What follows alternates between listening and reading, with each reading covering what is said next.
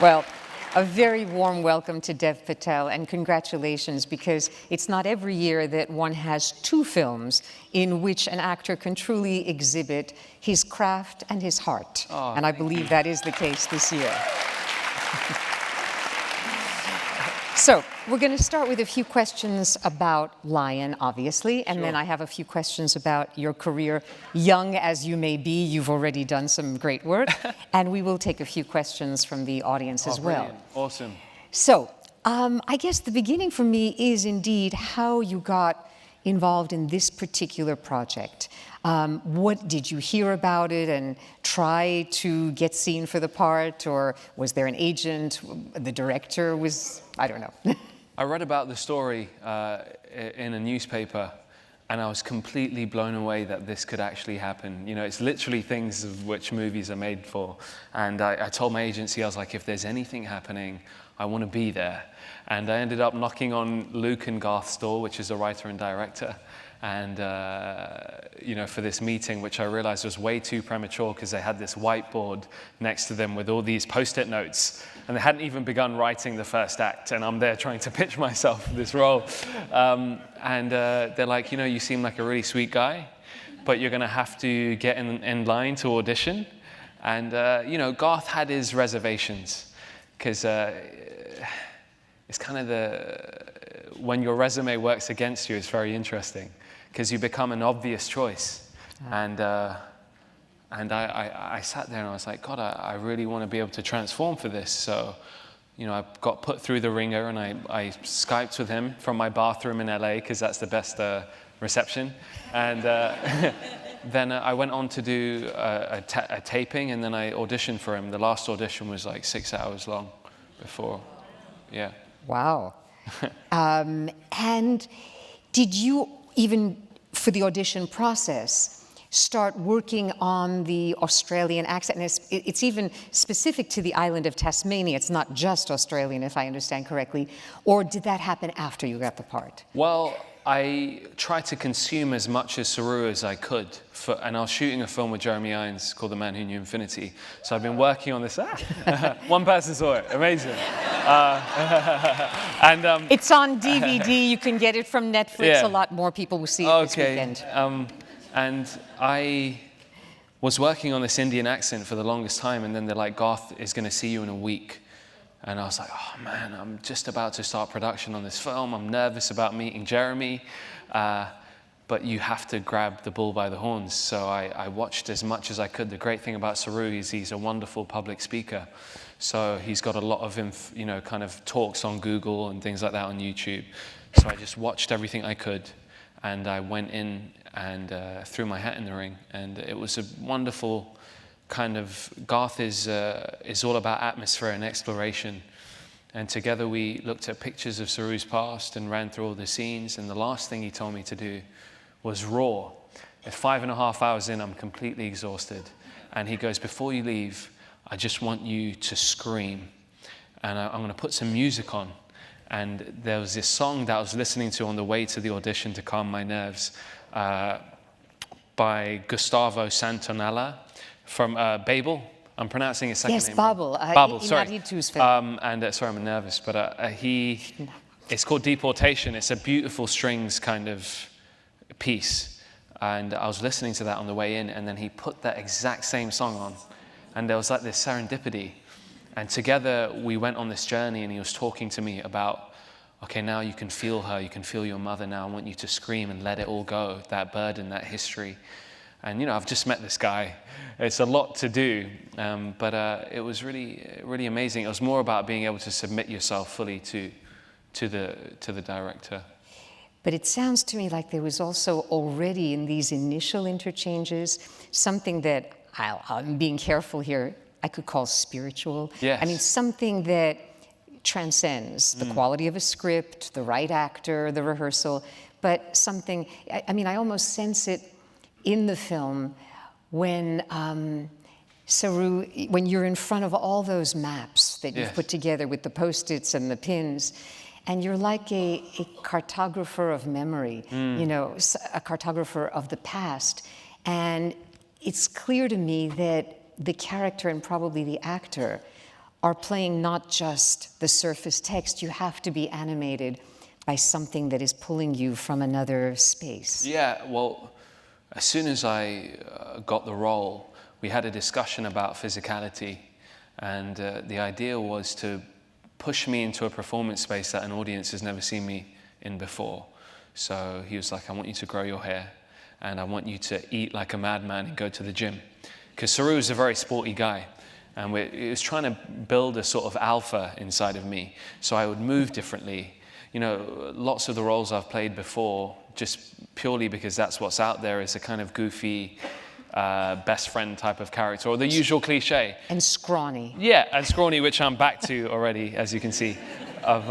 You know, he pushed me to a level of masculinity and also a soulfulness. And he's a very spiritually inclined director. He doesn't run lines with his actors. It's about building an atmosphere.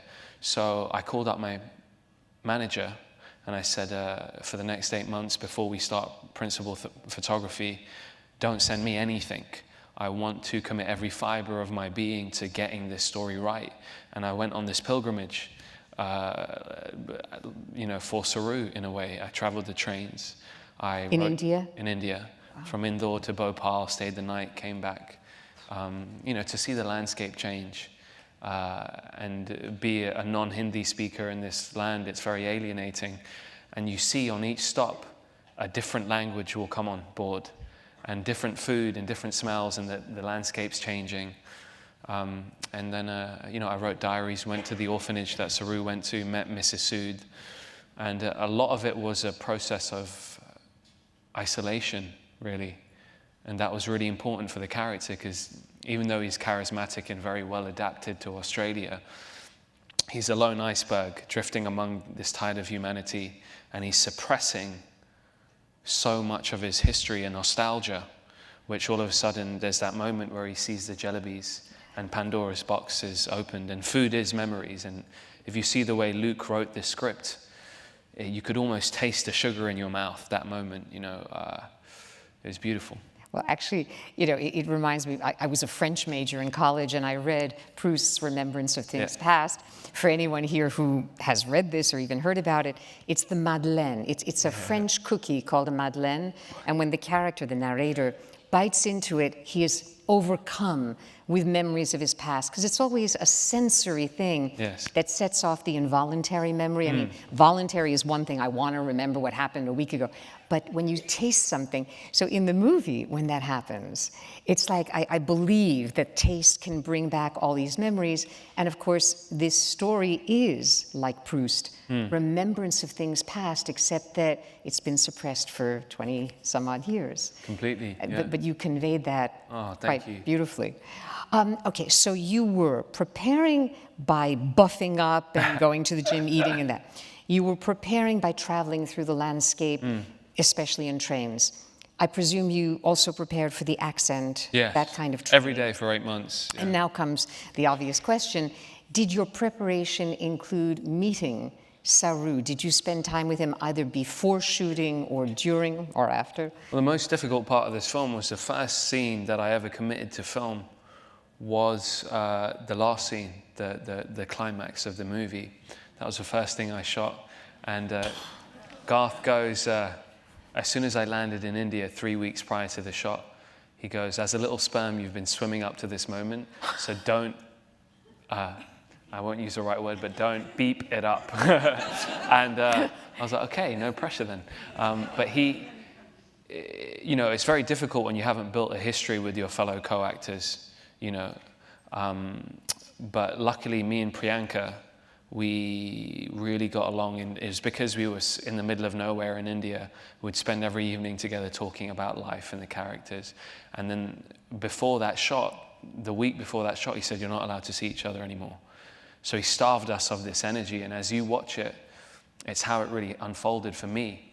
You know, I'm in this village, and there's this house that he comes upon, which is his old home.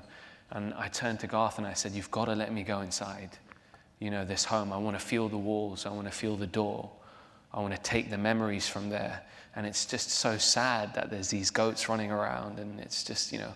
So we did that, and then this woman comes out, a real villager, and they're whispering lines to her, and I'm trying to talk to her in English, and it's not working. And then the best English speaker in the town, this teacher, comes along, and I show him this picture.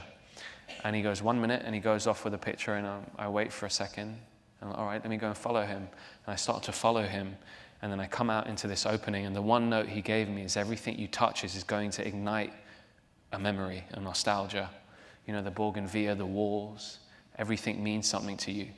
And I turn around the corner, and we open up, and I see these three figures in the distance, and as I get closer, it's Priyanka, but with this most incredible makeup. They've aged her. You know, she's lived this life, and we're like two particles colliding, and we get closer, and none of the people around us were planted extras. They were all villagers from that town. And she had told two of the women the story of Saroo and his mum as it were real. So she's like, I'm about to meet my son, and I haven't seen him in 25 years.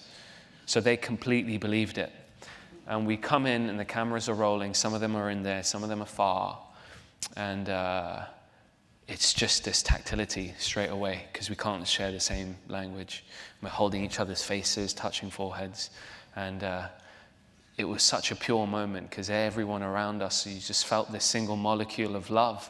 And it was like we were an avatar. I keep saying it, but all these hands started reaching out and touching my face and my hair. And it was really, really nourishing. Yeah, really beautiful. And from there, you go back to then we went to Australia, and a lot of it was watching Sonny, who leads the film for an hour, and he's incredible. And Sonny, you know, it was important to watch them so I could take the smell of the room, the look of everything, and pinch those as my real memories, because I'm sitting in front of a laptop, a blank screen for a lot of the film. You have to muster some kind of emotion. But he's a master again, Garth, because what he did was he recorded me and Sonny and Priyanka playing in the leaves in that forest that I walked through right at the end. And then he played the sound of those leaves back to me in Hobart. And all of a sudden I was like, oh, there's a memory. I can hear her laughing. I can hear him. And it brings this kind of bittersweet quality to finding it on the laptop. And had Garth shot the Sonny sequence, in other words, the first hour? The whole hour so. was done, yeah. And you watched that? As much as I could, yeah, as much as I could. The interesting thing is we didn't need to mimic each other. One of the things that really drew me to the role was that I didn't have to put on an Indian accent. I didn't have to kind of embody the guy that I'd done in Slumdog before. You know, Sonny's doing that. He is this kid who's surviving in this extreme environment, dodging predators at every turn, and he's running for his life. And then I come in, and there's a baptism, as Luke describes it. He comes out of the water, and he's baptized as an Australian. And, you know, he's at one with the nature, that the clothes he wears, everything was very relatable to me as a 26-year-old guy. And so they're completely different. He's so well adapted to Tasmania. He goes back there as an alien to India. He's taller than everyone. All that kind of stuff. And I could relate to that going back to India for the first time and discovering it on Slumdog, you know. Right. I looked like everyone, but I still felt like a complete UFO, you know, in the space. But it's interesting because in Slumdog also, you come in playing an older character, which two children had incarnated before. Here you play Sonny as a young adult. I'll tell you why I was just a little bit surprised, because recently I heard the director of Moonlight, Barry Jenkins, which is a beautiful, very fine new film in which three actors incarnate this one character, Chiron, as a young boy, as an adolescent, and then as a young man. And Jenkins said that he did not allow any of the three actors to watch footage of the others. So that's a very different take on having various actors play one character. Here you had the benefit of watching Sonny. And this kid, I mean, I gather they tested thousands 1,999 children later, Sonny comes in. And he had been found in a school for children who didn't have opportunity. And he comes along, and you know, it's a real physical demand for a film, for a 7-year-old kid to carry a movie. He was at the time 7 or 5, I heard. I think he was 6 or 7. I'm not sorry, I don't quite. He's 8 now, but he, you know, it also, I like saying this because it's really true. Credit goes to the two actors he's in the space with, Priyanka Bose and Abhishek, because they are aware. They know what a boom mic is. They know what, the kind of focus is, hitting a mark, and they create a very safe environment for Sonny to play in and be free. And Garth would do things like cool cut and keep the camera rolling. And then Sonny's like, and he would lie down on Abhishek's shoulder. And that's the moment. That's the moment of a younger brother just, taking that energy from his older brother and stuff like that. So and Abhishek, who plays the older brother Gudu, that smile, yeah. I gather it was also his first film.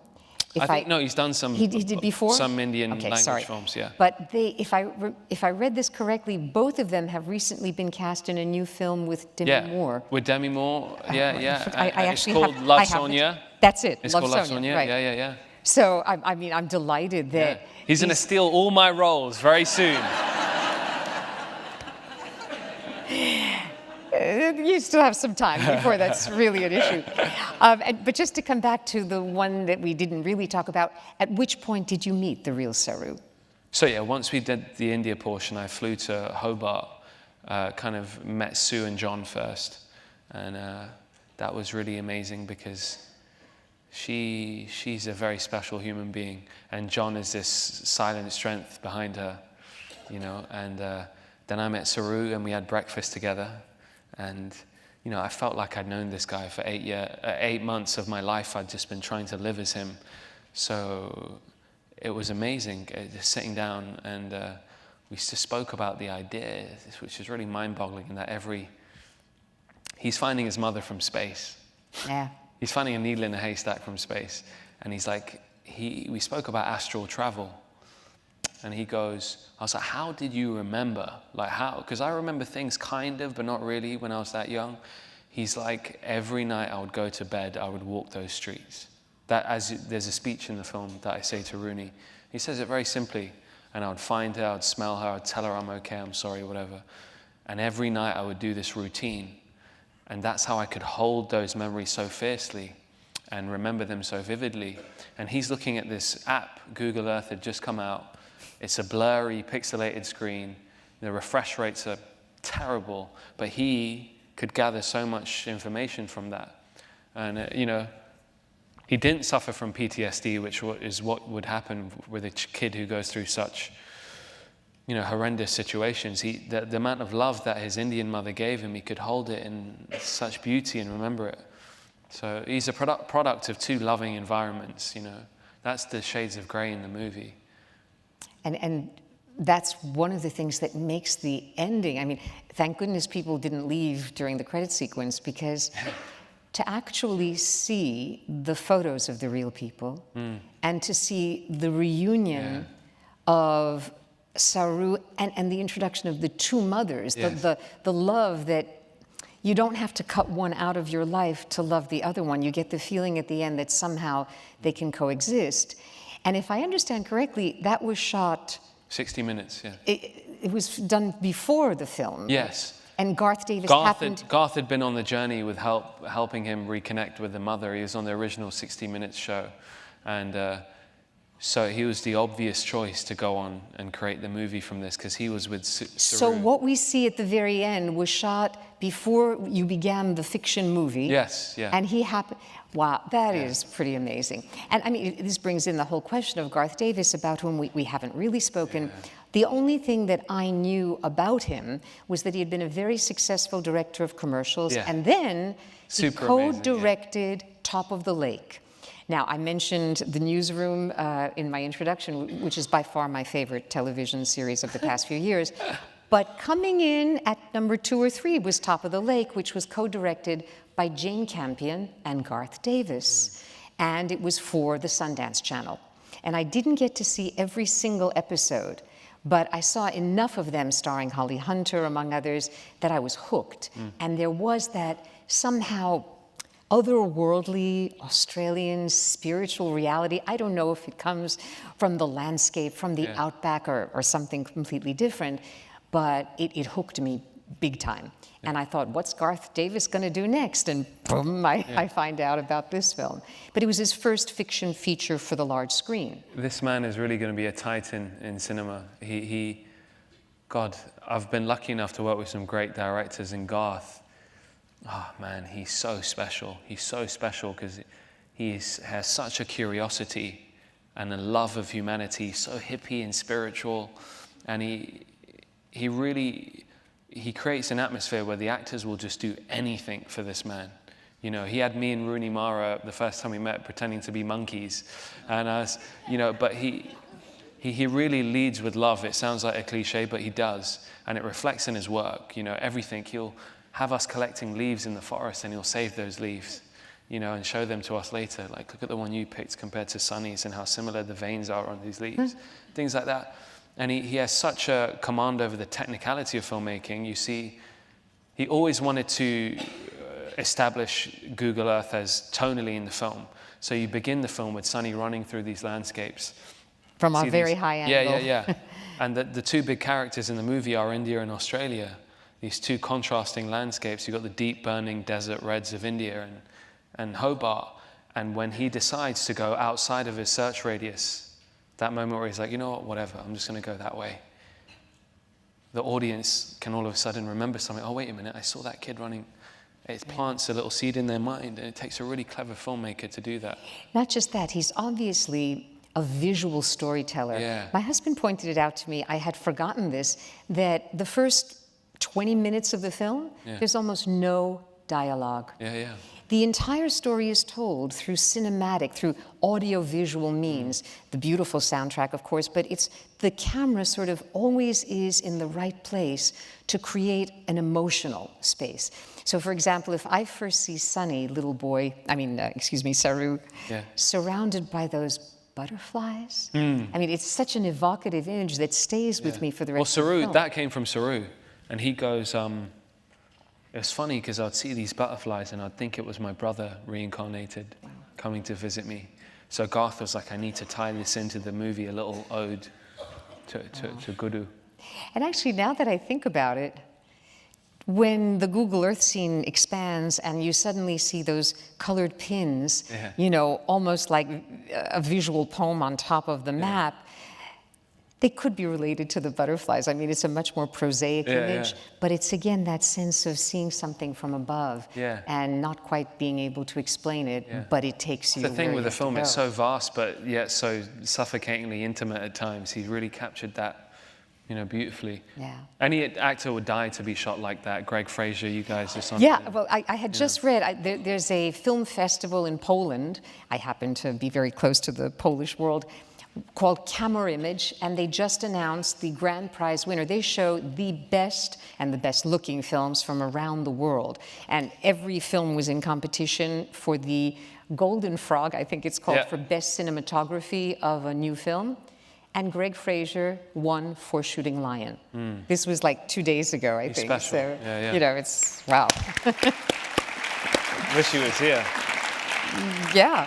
And by the way, one of the reviews that I read that I just loved, and so I'll share it with you in the audience in case you didn't see it, I think it was Variety, who said that it would have been really interesting to have a complementary film from the point of view of Google Earth. In other words, of the people who work at Google Earth. And this was Peter DeBruge who said, say one of the engineers who's turned suicidal after months of coding for the Silicon Valley monolith, only to discover what good he was doing in the world. Yeah. And then he said, or else from the perspective of Saroo's birth mother, who didn't have Google or even a computer, but spent years searching for her lost son. Wow. And I thought, yeah, you know, everything is a point of view. This one is clearly Saroo's, but this is such a rich story that one could imagine a retelling from a different perspective. Yeah, completely. The way he applied himself in technology is incredible. I spent a lot of my career staring at computer screens, playing some sort of nerd or whatever. And, you know, to have an emotional connect with technology, to have someone trawling through the ghosts of their past, as, you know, that's a really amazing thing to put those two things together in a way. Yeah. And actually, the clip that we showed tonight from The Man Who Knew Infinity, it contains that tension between Ramanujan, your character, who does everything in terms of intuition and is a genius, a complete genius, versus the Professor Jeremy Irons, who insists upon proof and logic. And I guess it's been sticking in my head while watching Lion tonight. And I'm just wondering, as an actor, because yeah, obviously you do spend time looking in front of screens, for you, is that intuition even more important than the way an actor would logically break down a script, find the beats, learn the physical and linguistic manifestations? I mean, how important is that to you in this? I've never been trained, so there's no logic to my process. You know, it all is on intuition and that gut feeling. And, you know, that scene I was telling you backstage, before in the scripts, you know, Matt Brown, the director, had been struggling for 10 years to get a movie made about a period film about an Indian mathematician and a grumpy old professor breaking mathematical theorems. It's very difficult to sell. And that whole scene was based around them arguing over a theory. And I called Matt and I said, I want to do this, but I don't bloody understand any of these mathematical theorems at all, and no one will. And I said, this is a human story about a boy who's plucked out of obscurity, put in a very stiff collared, you know, kind of, and he poses a threat to everything these mathematicians know. He's not rigid, and that's the whole idea behind mathematics. And it's about a son looking at his, you know, faulty father and saying, you know, you're not seeing the human in me, the person. So we rewrote that scene, and I added in the scene where Ramanujan gets beaten up. You know, so there's a lot of sitting down in that film, and I was like, we need a moment of physicality, and then he can pull Jeremy's character, G.H. Hardy, up on it. Do you see the bruises on my face? Do you see me as a human being and not just a thoroughbred horse sitting in front of you churning out these, you know, equations? Wow. So yeah, it was really cool. And sitting across Jeremy, he gave me a Scar voice. I don't know if it says, how dare you judge me? And I was like, whoa! Whoa, he's amazing. But Jeremy's awesome. Yeah. We know, he's been a guest on this stage 3 times. Yeah. He may be holding the record at the moment, along with 1 or 2 others.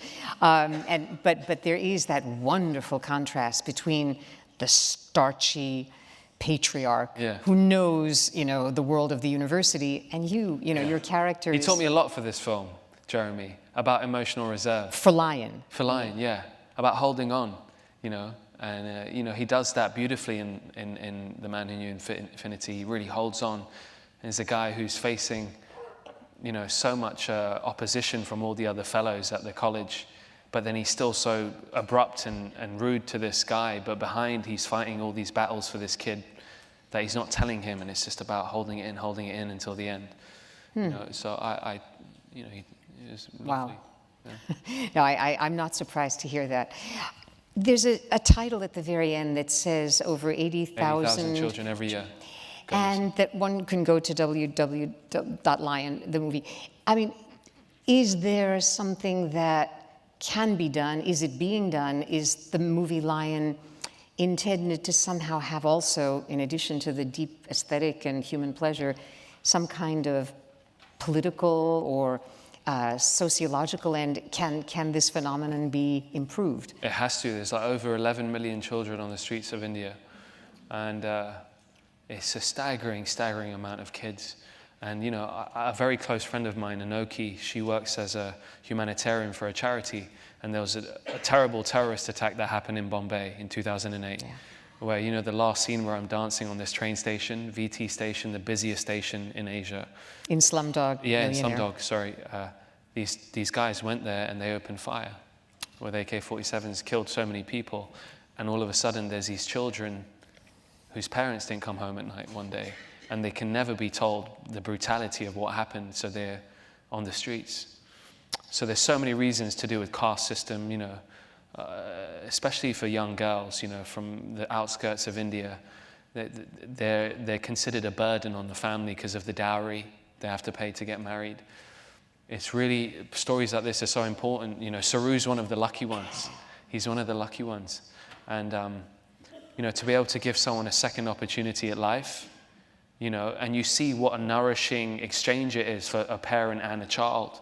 what he brings to Nicole's character, you know, he changed Sue's life. It's wonderful. And that, you know, we went to Google with Saroo, me and him, to do a talk. And there was a girl that came from Google, true story, I met her. And she came in the room and she was shaking. And they're like, we need to introduce you guys. She went on a train with her 2 sisters. She was the oldest child, same age as around about Sunny in the film.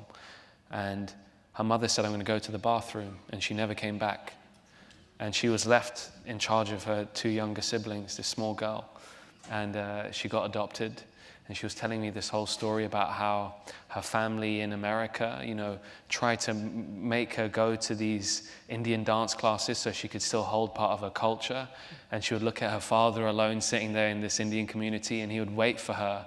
And that whole thing, and she goes, this movie means so much to me because it's my life, it's my story, and it's helping me kind of talk about my demons that I've suppressed for ages. And there's so many stories like that.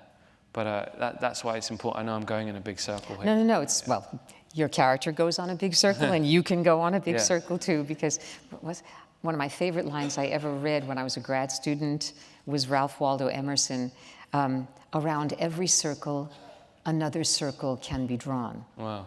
And I always took that as some sort of profound sense of perspective. And boy, these days and many other days, I always need to remember around every circle, another circle can be drawn. Yeah. And you know, I've filmed in India 5 times now, and it's sad. It's the honest truth that there's just so many children there. The only way you can get by, wake up in the morning and go to set, is you become slightly numb to that. Every traffic stop, there's a kid knocking on your door asking for money. And it's, you know, I just hope that, you know, if it can change a couple lives, that's amazing, isn't it? For sure. Now, the film we just watched is very much about identity, about home. Yeah. And I do want to ask a little about your own background, because I think we're all very interested. I gather that your parents are Gujarati Hindu Indians born in Kenya, who came separately as teenagers to London, met there, and you were born in London and raised in the... They had an arranged marriage. My dad took my mum to McDonald's. They shared a Happy Meal. And that's the truth. Yeah. Really? Yeah. Sorry. Okay. Give you that. There's a short film. He's a to real be made. romantic man, my dad. Sorry. No, so you were born in London. I am curious, what is the effect on you of shooting in India? Because you did it with Slumdog Millionaire, Best Exotic Marigold, Second Best Exotic Marigold Hotel, Lion. You know, you've gone there each time in a very different, well, not the second and third are the same character, which we'll come to in a moment. But what is the effect on you? Because this is obviously part of, I mean, you were raised in the Hindu faith? I could relate to that because, like I said, in London when I grew up, I suppressed a lot of my Indian heritage to fit in. You know, try and not get bullied in the school I went to and just be like everyone else. So that's why this journey meant a lot to me, you know, and going there and experiencing Bombay with Danny Boyle just blew my mind. It was that light bulb moment, that this other level of consciousness, and all those stereotypes I'd had about what the girls would look like with their oil in their hair and a cow walking by in a bindi. It's different. They were all listening to rock and roll, Led Zeppelin, torn jeans. You know, the first thing I did when I landed there was audition 15 of the most beautiful women you've ever seen for the lead role in this movie. I'm a 16-year-old kid, and I'm just like, whoa. But when you shoot a film in India, there's always 3 characters in every scene. There's yourself, your co-star, and the city. It's so extreme. And you can't go in with a set vision of the scene. The last scene of this film is exactly like that. You have to submit yourself to the tide of humanity. Because if you try and put up a wall, it will swallow you up. The heat, there's 100 people looking down the lens. You know, stray dogs will come and sit on all your marks, and it's just craziness. But if you somehow submit to it, you know, it is the most beautiful canvas to ever shoot on, ever. Like this, just what we do is to explore what it's like to be human, and it's a city with so much humanity, you know, and it's such everything about it is a juxtaposition, you know. You're sitting in an air-conditioned car, and then all of a sudden you come out, and you're in this crazy, humid, hot environment. There's the rich, the poor. You step out of a 5-star hotel. You're surrounded by slums. Everything about it is very confronting.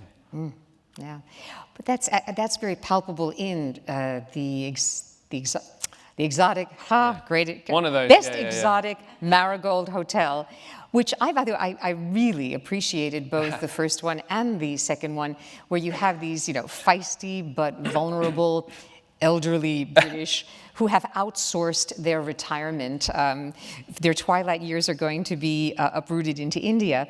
And the newly restored Marigold Hotel is run by the very eager and blustery young Sonny.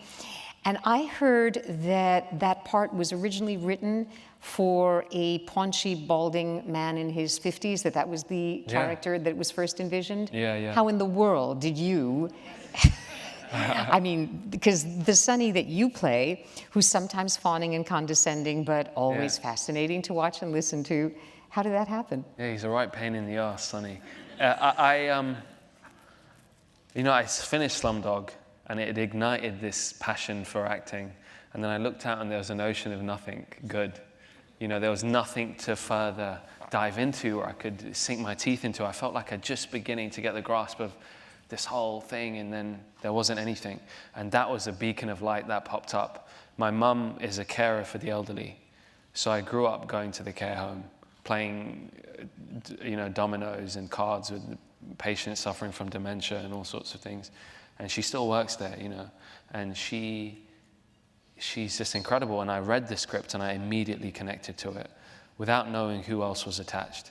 And my agent said, just read it. And I was like, God, I want to pitch them an idea, because you've got these older, salty characters coming in with that very dry British sense of humor. But I know creatures in India that will do anything to impress these guys, And I grew up watching Mr. Bean.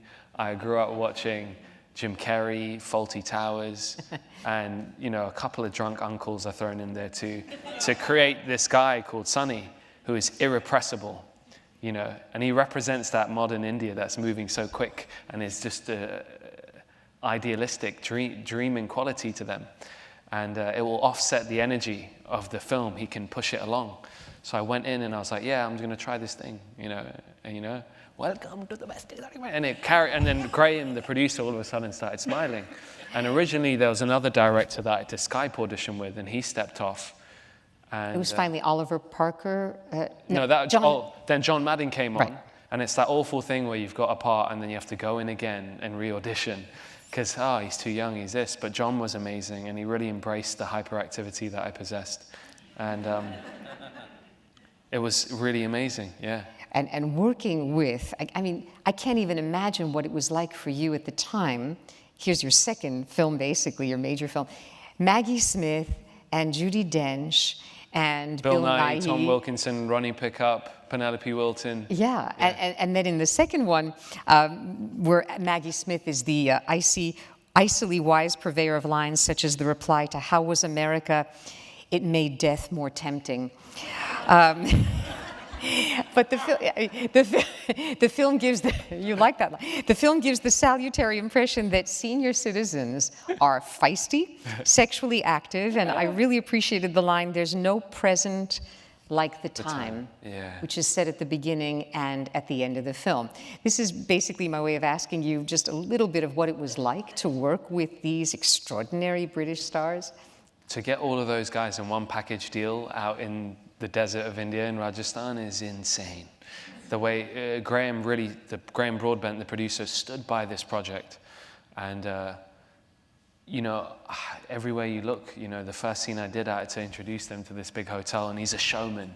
Everything, the taps are not working, the toilets are not working, the food is giving everyone like salmonella, but to him, it's the Taj Mahal in his head. And it's that blue sky thinking, and they're all so gracious. They've got such a great sense of humor. I was lucky enough to spend the entire second film working with Maggie. And Maggie is a really, really special human being, and I was very nervous about it. And in between takes, I'm slamming Red Bulls, and I've got this kind of Tourette's thing where I'll just go, woo! And Maggie's like, she used to call me Patel instead of Patel. she's amazing because she's this mother figure to Sonny. And once he got to know us all, he started writing the characters around us. So for me, I was this very insecure kid, you know, in a relationship where I never felt worthy. So he wrote this whole second film about a guy who was like, you know, about to get everything swept away from him. Right. And she had to be, there's a line where she goes, self-pity will ruin everything around it, you know, and you just need to pull yourself up, put your shoes on and do this big dance, you know. And it all just, you know, from my big ears, everyone laughing at my big ears and my poppy out nose, it came into the script, all of it. He was injecting these things. So the more you hung around with Ol, the more he would put our real energies into it. But she's a scene stealer. Yeah. She'll sit there and you think she's, you know, she's just waiting, and then she'll just deliver this line so beautifully and then go back to... Did you find any polyps up there? Yeah, she's amazing. Yeah. Yep. Okay, now you mentioned that you spend a lot of time looking at a computer, and I think it may be not a coincidence that in the film we just watched, Google Earth, you get to work that technology to get to your aims. In the Newsroom, you played a tech-savvy web editor, Neal. I watched Chappie the other night, where you co-star with Hugh Jackman, Sigourney Weaver, and a robot. And there you are really the genius designer. There's, of course, The Man Who Knew Infinity, but I'll come back to the technology thing. Did I read correctly that your father is actually an IT consultant, that he works in this area? Yeah, he does. Okay, and how much... I'm terrible at maths. I just upgraded from a very old BlackBerry. So the idea of playing one of the greatest mathematicians, it's very strange, but yeah, he was very happy with it, you know. Okay, because, you know, I just suddenly realized that you are a wonderful blend of your parents' gifts, because obviously you play the technological wizard really well, but the notion of the caregiver, I mean, the human element that comes through in these characters is even more so. But my question is about the Newsroom, because Aaron Sorkin is well known for writing so much smart, sharp dialogue, and very often having his actors walking while talking. Yes, and I was just wondering about the experience of the Newsroom for you. Yeah, I originally got sent it and I turned it down because it was a nothing tech kind of role. And my agents called me up, all of them on the phone at once, thundering down the blower saying, listen, man, it's Aaron Sorkin, Scott Rude, and you're going to get on that plane to New York and go for the read-through. And I was like, all right, okay, I'll go. So I went and sat down, and then all of a sudden Jeff Daniels delivers this stonkingly amazing speech in the first episode about why America is not so great, but it can be again. And my husband and I watched that episode 1 week ago, and it was a sobering experience. Yeah, and I was just like, and then Sam Waterston starts talking, John Gallagher Jr., Alison Pill, Tom Sadowski, all these amazing actors that are way more experienced, way more talented than I am. I'm sitting there having been in a very indulgent ride through Slumdog, and I'm like, God, these guys are bloody amazing. I'd be stupid to not do this. So I signed it there. And, you know, Aaron started to get to know me, and he started to write a bigger character, until the third season he really threw me this beautiful bone. And it was amazing. The only difficulty I found with television is, you know, especially with the Sorkin scripts, I got 8 months to really find this role. With TV, you know, you have to read a Sorkin script 30 times before you understand the rhythm, because it's an orchestra. You can never finish a line before someone else jumps on and then another person jumps on. And it's not about a single speech, but it's about the rhythm of everything. And, you know, you get those scripts a day before filming or 2 days, and it's a technical feat that he can deliver such amazing, you know, deep material that's got so factually amazing. But I felt like I could never fully do justice to it. But he was very giving and kind, and it's amazing, you know, to be on that. But your character does develop beautifully into what I always considered the smartest person in the room who never said anything until forced to speak, because you were always in the background hearing and realizing, and then coming forward with something that nobody else had thought of. Thank you. It worked. I have a lot more questions, but we don't have a whole lot of time, so I'm going to ask for the lights to go up slightly, so that if you have questions, you raise your hand.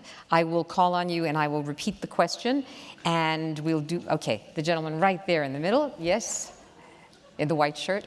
What's up, man? Hello. So I just wondered, kind of, in Saroo's Australian brother, how he kind of plays into it currently. Yep. And obviously, watching this movie for him, he isn't portrayed as the most loving character, positive character. So how does he react to something like this, and what is he up to? This is a question about Saroo's Australian brother Mantosh, who obviously in the film does not come across all that heroically. Has he seen, what is the reaction of someone like him? Has he seen the film? Yeah, it's very difficult actually, because we shot, I believe the scene I got the film was the scene I shot with Divian. He's from somewhere very close to London where I grew up, and we came into that 6-hour audition, and we were in the room together, and it was about Saroo being the lucky one. He goes, I had cigarette burns on my arms, you know, that I was in Lillua for a long time. You got out. They did things to me that you didn't understand. And, you know, there's that scene where he steps off on the plane and the two childs, Saroo can recognize this kid's been through a really tough time. Yeah. The whole family can, Nicole, David. And just as it is from the powers that be that are not myself, that scene was left out because it's such a heavy film. There's all these spikes in emotion, and I think from test screenings, it's a terrible answer, but it's the truth. They had to get him to reunite with this mother quicker. But Mantosh is doing great. I met him and Sue and David at their home. And, you know, it's very difficult to talk about because these people are real and their relationships are still evolving. You know, he's had a lot more trouble adapting than Saroo has. But when we met him, he was on top form. He was really happy. And as a unit, the family seemed really good. And he's in a very good place right now, I can say that. Yeah. Great. There was a woman on the aisle, yes? Hi. Hello. What would you recommend to young actors who are known and they're trying to get their career started and they haven't been in anything big yet? And also it was very interesting that you said that you weren't trained. And that I read somewhere that your mother, when you were a kid, took you to an audition. Yeah. And you were clueless. You Yeah. didn't even want to do it. Okay, so there are two questions here. Do you have any advice for a young actor who has not yet done anything that is visible? And second, if you were not trained, but is this true that your mother, when you were very young, took you to an audition as a child where you were kind of clueless? Yeah. Look, I'll put this out there straight away. I'm a product of unbelievable luck. Yeah, I am. But I think what will keep me there is hard work and perseverance, you know? And, you know, I'm lucky. My mother saw an audition in a newspaper in a train. She tore it out and dragged me the day before this audition. You know, we live on the outskirts of London. It's a very silly, indulgent dream, and I was very annoyed that she wanted to do this. And she's like, I just want to take you. And we queued outside the National Youth Theatre, and there's all these drama students doing vocal warm-ups and whatnot. I'm in my school uniform with Mrs. Patel, like, and I somehow got this role. But, you know, right now, it's really, the world's made it a lot easier to put out content, you know, be seen, make short films. I did a Nokia short film on a Nokia phone for an ad campaign. And I know lots of young people now that are getting together with their friends, writing their own stories. You know, there's been times in my career when there's not been the material out there, so you have to create your own. I'm writing my own scripts now. The next film I'm doing, I helped exec produce.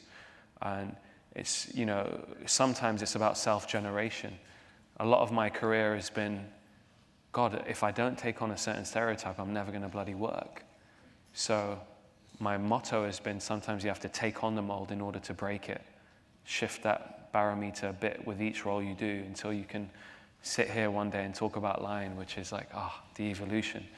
But I'd say fiercely protect that dream if it's what makes you happy, you know. pursuing a job, you're always looking at the clock, but pursuing a career is, if it completely enthralls you, then just go for it, man. Just go for it. Keep struggling. Can I get a picture from you? Maybe you Yeah, of course. Yeah. Okay, next Did question that make down sense? here. I hope so. Okay. Yes, sir. Hello. I enjoy the film and I enjoy your comments tonight. Thank you. But we're going to see the Weinstein brothers in about 8 days. Yeah. On stage. Being interviewed also. Yeah. And I wonder, what do they contribute to the film? And in particular, beside money? I'm going to get in trouble here. It's a dangerous question. This question is a prequel to next week because the gentleman says that There's a whiskey in on the on the 29th, the people I'm going to be interviewing on this stage are indeed Bob and Harvey Weinstein. And the question is, what do they bring, considering they're exec producers on this movie, to the film besides potentially the money? They love filmmaking. And I'm privy to this. I don't even know if I'm allowed to talk about it, but Garth showed me the letter Harvey wrote to him before we even began filming, comparing this in a way to Good Will Hunting and saying, it's the last time I read a script that moved me this much was that. And he was so positive, and he was to have that heavyweight force behind you is the wind beneath your wings in movies like this. And he really championed it. He was involved in the casting every step of the way. And then when it comes to getting a film out there and pushing it to the people, they're the smartest at doing it. They work us to the bone as actors, but we're out here promoting something we love. And he's great at putting that out there and getting us in rooms like this. It's all down to Harvey and Bob. And they really do love cinema. They really do. And that's one thing I'll say. You sit down with Bob or Harvey, and they'll bring up the most peculiar scenes in the movie and say, I really enjoyed you in that. And I'm like, wow, yeah, you really have an acute sense of filmmaking. It's amazing. They've got great taste. Yep, and a hell of a track record. Yeah. There's somebody all the way in the back, yes, if you can stand up. Hello. So I wanted to ask you, you've talked about how you've done so many roles related to India and you've been in India doing a lot. But what do you see for the future? What do you see as you as an actor evolving, and how you want to make an impact on your career and in the acting field for a lot of Indian Americans out there? Yeah. Is British Indian sorry. It's all right. I'm sorry, you said you're a British Indian citizen? No, I'm a Thai Indian citizen. Okay, sorry, Thai. Wow. Altogether, but I'm just wondering, with some sort of Indian in me, what would you see in the future? What do you want to do in the future? And it's a question basically about the future, how you see your immediate future, your impact, what it is that you want to do through your acting. Yeah. It's really interesting because, you look at the African-American struggle in cinema, and you've got all these amazing guys like Sidney Poitier and Will Smith and Cuba Gooding Jr. and Denzel, all those, Samuel Jackson. There's so many. And then, I honestly believe this, that Slumdog completely broke the mold, not because of me, but what it did for people that look like me. There was no real known actors in there. Most of the film was in Hindi. Everything about it shouldn't have been the success that it was on paper. And I've been riding the tidal wave to that. I say Danny Ball put me on the map and Garth Davis put me on Google Maps. But, I try not to think too big. And it's all about instincts and character. I somehow relate to the underdog, the outsider. You look at Slumdog or Marigold or whatever. It's a guy who's going through so much adversity to achieve what others deem the impossible. But for me, I would like to be in a space of being colorblind, but also represent something that breathes life into stories for people like me, and that's really important, and I've managed to be able to do that. Now slowly my name is being able to add value to projects, greenlight films like Infinity. The next film I'm doing, I'm exec producing, which is about the Taj attacks in 2008, where the terrorists came in. All right. And it's called Hotel Mumbai, and it's got Armie Hammer and all these great actors. And Jason Isaacs? Jason Isaacs. Who I think is one of the great actors of our he's time. He's incredible just in this not movie. yet really well known. He's really good in this movie. And we've brought in some incredible, massive titans from Bollywood. And then we've got these great big American stars and Goofy Me. And we've created this story about humanity, because you guys are sitting here, we're sitting in New York City, and we're just talking about humanity right now, and that's the point. You know, we should be colorblind. It's a story about love, it's a story about unification and diversity, and there is room for stories like this, you know, and that's what I've built a career on, you know, in a way. So I hope I can keep trying to do that if I can. Is that... Sounds right to me. Yes. Hello. Yeah. Beautiful, isn't it? Don't tell Harvey. I said that. She just mentioned Moonlight, beautiful film. So I'm hoping that your film as well come up during award season. Yeah. And she says, we hope that both Moonlight and Lion will come up a lot during award season. I'm just wondering if you have seen any other movies. I saw Moonlight. I've been doing a lot of roundtables with Mahershala. We've really got to know each other. We're on the flight here to New York together, and we exchanged numbers. Mahershala Ali oh, yeah. plays Juan, who is very important to the first third of Moonlight. Yes, and he's amazing, and we connect on a lot of it, because you're sitting at these roundtables, and they asked us a question where they're like, you know, could you do anything else but act? Like, what else would you want to do? And lots of the other actors, amazing performers, were like, yeah, I could. And me and Mahershala looked at each other and were like, no, we're just hitting our sweet spot. We're just getting the opportunities now that are meaty and allowing us to explore these spaces. So no bloody way. We want to keep diving. And I looked at him and we really connected from that. And he's, again, just a great representation. The film's amazing, completely colorblind, gender blind. You know, I shouldn't be plugging it. I'm going to get in trouble, but it's amazing. And he's amazing in it. Yeah. And I was just going to ask if you'd seen any other films that really resonated. and whether you've seen any other films that really resonate with you. And I'm going to actually turn that question, it doesn't even have to be, in my opinion, about right now, but are there one or two films that have been also very much shaping your own sensibility that you might have seen as a younger person? I mean, if that's okay, I blended them. Yeah, I saw a film recently called Divines, which is incredible. I'm sorry, which one? It's called Divines. It's a French film. It's like the female Scarface with these two young actresses. It's a female director, Huda, I think Benyama or Benyami. You should check it out. It's incredible. It won like the Cinema d'Or at Cannes or something. Camera d'Or, I think, whatever it's called. That's amazing, amazing film. They use like phone footage as well for part of it. It's so experimentally done, but French cinema is amazing. Yeah, what shapes me, did you say? Do you have one or two favorite films that you've watched more than once, either because there was an actor's performance that you wanted to almost absorb, or because the film spoke to you? I was a big fan of Will Smith growing up, and I still am. I queued outside Odeon Leicester Square, and I got a picture of his forehead on my taped together Nokia at the time for Hancock, the film. But there's a film he did called Pursuit of Happiness. And I really loved that movie because, again, it's about that underdog theme. And there's just a scene where he's in the bathroom, in the public toilet in the subway station, and he lays out those napkins and he's trying to sleep with his child, and someone's bashing the door and he puts his foot on it and he's just, oh man, just everything's fraying and falling to pieces, and he's trying to, I want to go in and be hopeful. I want to come out of a film being inspired. And that film hits that spot. Everything about it and his performance, I'm proud of him. Well, since we're nearing the end of our time, I just want to say we're very proud of you. And in this time of Thanksgiving. Thanks, you make me cry, man. Two things. No. First of all, just a reminder, tell your friends, this film opens Friday at the Paris uptown and the Angelica downtown. And in the spirit of the holiday, I really feel that we must be giving you many thanks, not just for your extremely moving performances, but the quality of human being that you've shared with us tonight. It's rare, and we thank you. Thanks, You're amazing.